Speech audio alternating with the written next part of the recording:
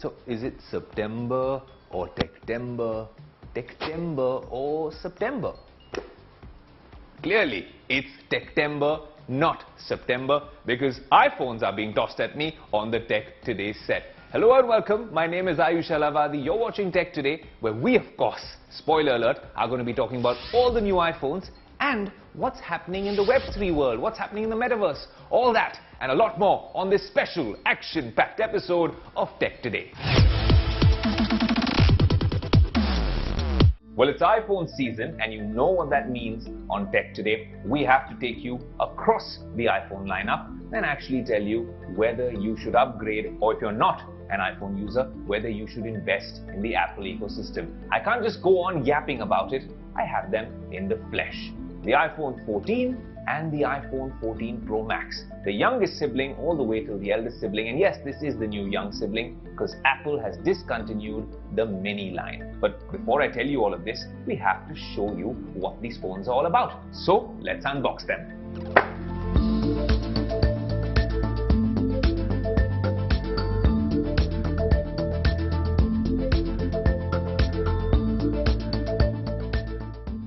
One word: impressive.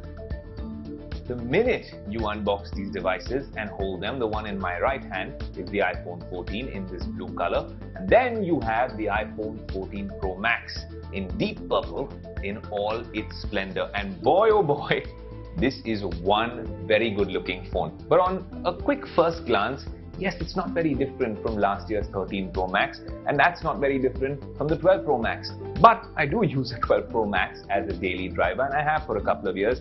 I'll tell you about how these cameras have come a long way, and it's but obvious, even for someone who doesn't understand smartphones or photography. This is the 12 Pro Max. This is the 14 Pro Max. 2 generations away, a very capable device even today. If you had this, I'd still hold on to it. A very good looking device with a good color as well. And this is the biggest and the greatest and the latest from the Apple lineup.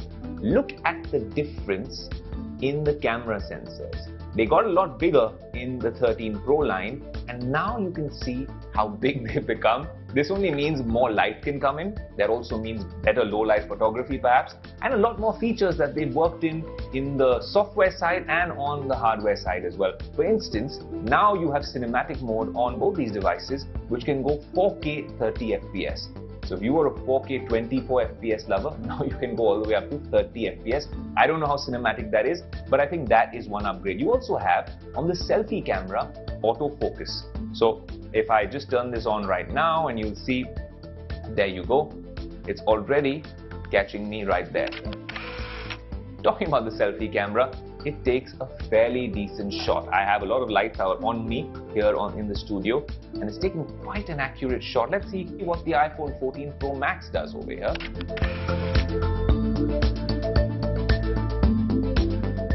Okay, there is a world of difference in the selfie camera. Or is it the display? Well, I'll leave that for you to decide. Talking about the iPhone 14 cameras, of course it comes with 2 12-megapixel sensors like last year, a wide and an ultra-wide. And honestly, if you look at this phone, barring the color, it's exactly like the iPhone 13. And even if you're talking about the chipset, it comes with an A15 Bionic, which was on last year's iPhones. So for me, this is really an iPhone 13s. And not necessarily an iPhone 14. That doesn't mean that people won't buy this phone. This is the iPhone 14, quintessentially the new iPhone, and now it's also the most affordable. So they've done away with the mini line Apple, but what they've done is, of course, the 14, and now there's a 14 Plus. This is 6.1 inches when you talk about the display, but if you want a 6.7 inch display, and you don't want to shell out a kidney for this one, then you have an option now. It's called the iPhone 14 Plus. It comes with similar specs to this, but with more screen real estate. A little more expensive, but maybe that's something that you could consider.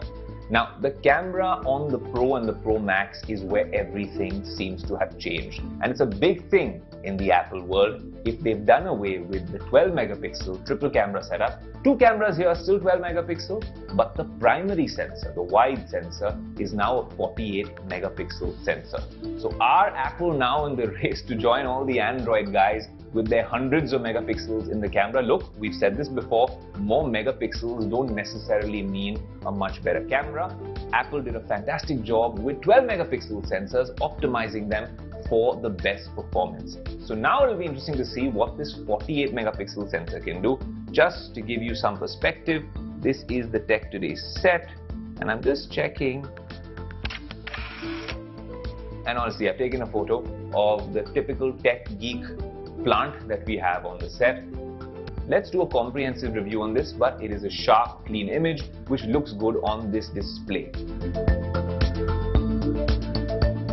Talking about the display, well, this is where all the magic happens in the Pro line. Not much like the standard line. These are still 60 Hz, though they're OLED now, thankfully. But the Pro line and the Pro Max, of course, are where you have a 120 Hz fluid OLED display. Honestly, you can't complain about this one. But last year's model was fantastic when it came to brightness. This, in bright light situations, gives you almost up to 2000 nits. Now that is unheard of in the smartphone world, and if Apple does it, I think they do a fairly decent job. When you talk about smartphone cameras and displays, iPhones and Samsung Galaxy Ultra flagships are where the real battle's at. So maybe that's a comparison we'll be doing very soon on Tech Today.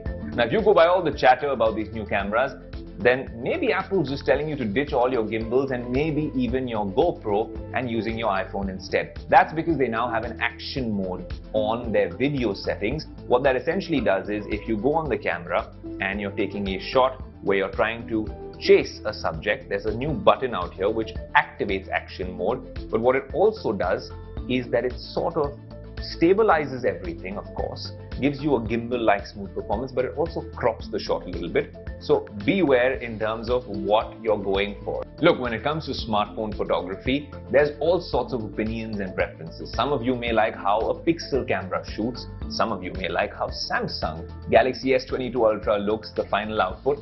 And some of you all may prefer iPhones. But when we're talking about video, and a lot of us in television and on YouTube use all sorts of smartphones and devices, I genuinely believe that if a professional camera has to be replaced, then it has to be done on an iPhone. The undisputed video king in smartphones always seems to be an iPhone for me. Let's see how this 48 megapixel sensor actually performs versus the S22 Ultra in a subsequent episode. Wait. This review isn't over. One more thing. That's something we were waiting for at the Apple event. That didn't happen, but I'll give you one more thing on Tech Today. What I'm essentially going to talk about is an absolute masterstroke from the technology and marketing team at Apple. One for the software and hardware implementation of a feature that they called, and this is what we have to say kudos to their marketing team, Dynamic Island. I thought it was a very weird name at first, but once you've seen it in action, in the flesh, this is perhaps the most genius implementation, like I said, of technology by a tech company. So what is Dynamic Island? Remember how the older iPhones for the longest time had this notch up above? Well, now this is how the Pro Max looks. It's not the same with the 14, they still have that notch, but the Pro Max has this pill-shaped cutout, which still houses a Face ID sort of sensor, and then the selfie camera. The selfie camera does all the tricks that it always has and even more. So how does Dynamic Island really work? Remember how we used to have notifications when we used to scroll down?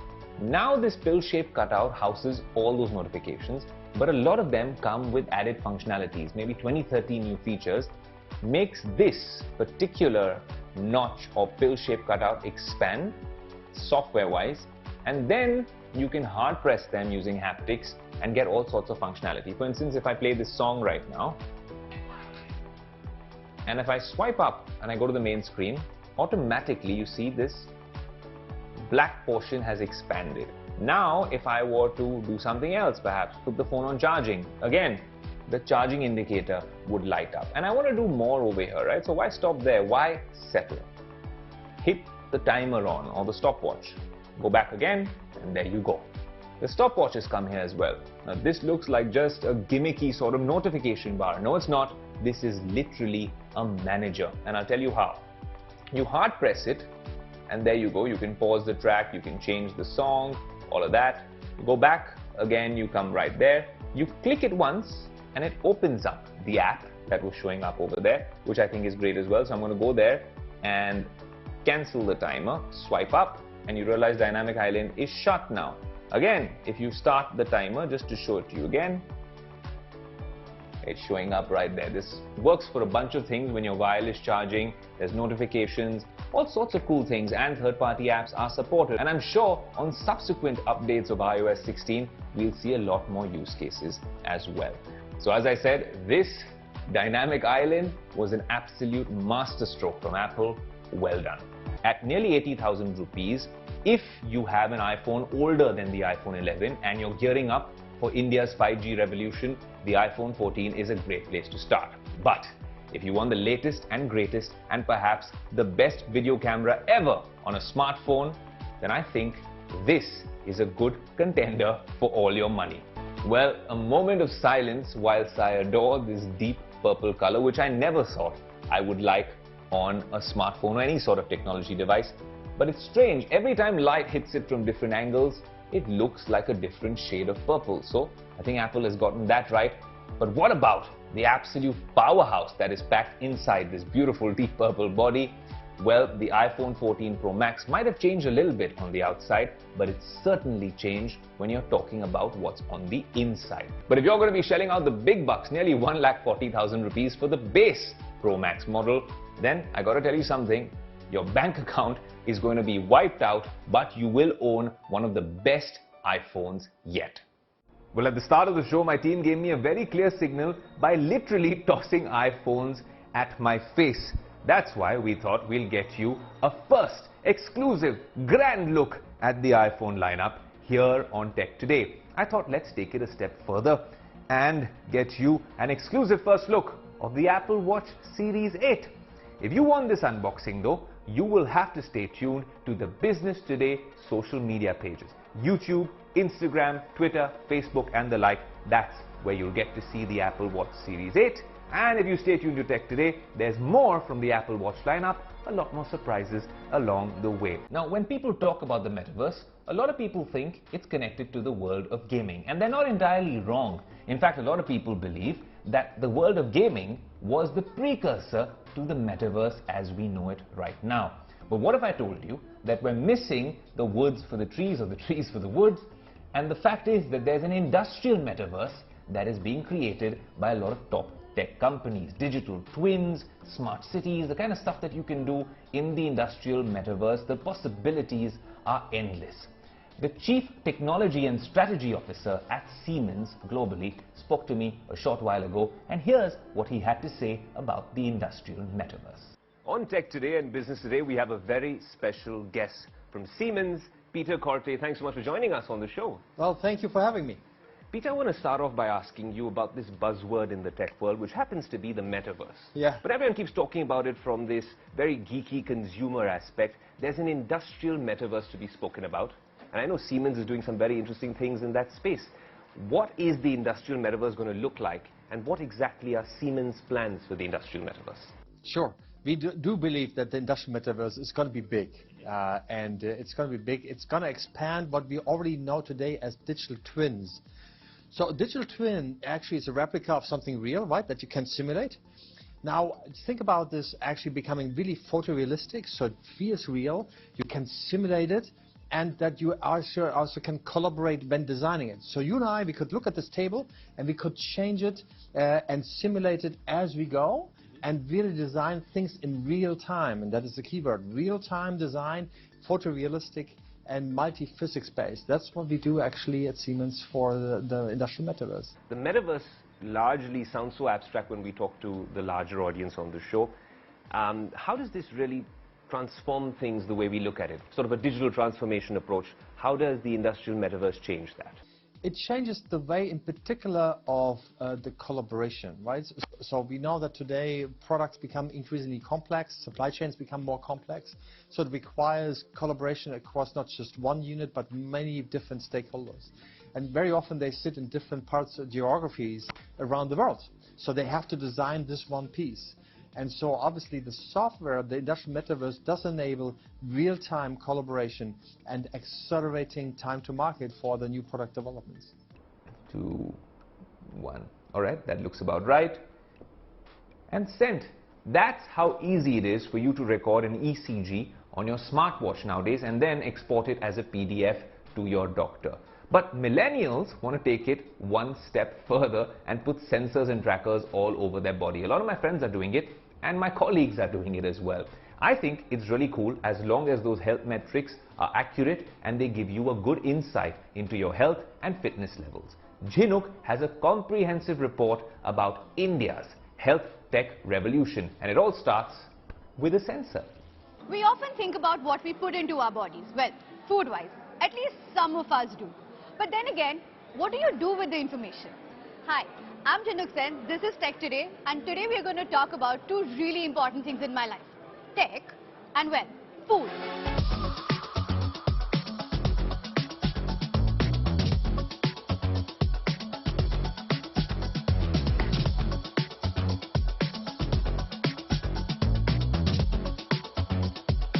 Before we start talking about food and eating maybe, do you remember the time when COVID vaccine started rolling in?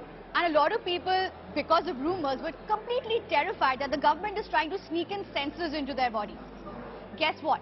From that point to now, we've come a really long way because we're apparently so concerned about our health that we are voluntarily putting sensors on ourselves. So what are these sensors that we are talking about? They're actually these, and these are blood glucose monitors. Currently in India, there are a few companies that are using these blood glucose sensors to help people understand how their glucose levels spike or fall throughout the day. Right off the top of our heads, there are two companies we want to talk about. One is Ultrahuman and the second is Healthify Me. So what's the concept behind these sensors? How do they work? Does it actually make sense to put one of these on yourself and take that first step towards becoming a cyborg maybe sometime in the future? Let's start with how do you use these sensors. Now this box comes with two parts to it, the sensor and the applicator. So this houses the sensor and this is how you install it literally on yourself. Both Ultrahuman and Healthify Me are using the same sensors. So if you have a sensor, you can actually use it on either one of the apps. So essentially what you need to do is sign up for their programs, which is either Healthify Me or Ultrahuman, and then you get this sensor delivered to you. Both Ultrahuman and Healthify Me are essentially using the same sensor. The apps are obviously different, and what services these apps can offer you are also different. To use this sensor with the Healthify Me app, you need to be on the Healthify Me Pro program. For Ultrahuman though, you just need to sign up and order the sensor and these get delivered to you. Now Healthify Me also has a smart scale that you can opt for and it gets shipped to you along with the sensor. The data from the sensor and the smart scale work in tandem for Healthify Me to be able to offer you personalized recommendations about your diet and your workout and a lot more things. So how does one use this sensor? Once you receive it, you can only put the sensor on an empty stomach in the beginning of your day. The sensor takes about 1 hour to activate, and once it activates, you can use either one of the apps to scan the sensor. These sensors are actually super easy to put on. All you'll feel is a little pinprick. Once the sensors are on, you can cover it with patches like these that the companies provide. Now, each sensor lasts about 2 weeks. It takes about an hour to activate, and then ideally both the companies tell you on the app that the first 1 week should just be spent collecting all the data so as they have an idea about your lifestyle. After the first week, you will start seeing recommendations from trainers in the app on both platforms. You can speak to these trainers via the app and they will tell you what you should be eating, what you should not be eating, perhaps you should be including in some more workouts. The Ultrahuman app, for example, can automatically detect a workout because it works in tandem with other health apps on your device. And as long as you're tracking a workout on your smartwatch, it knows that there's been a workout. Given the lifestyles we lead and how fast our day goes, do we really have the time to sit down and log in all our food? If you're super disciplined, that's great for you. Believe you me, I'm not.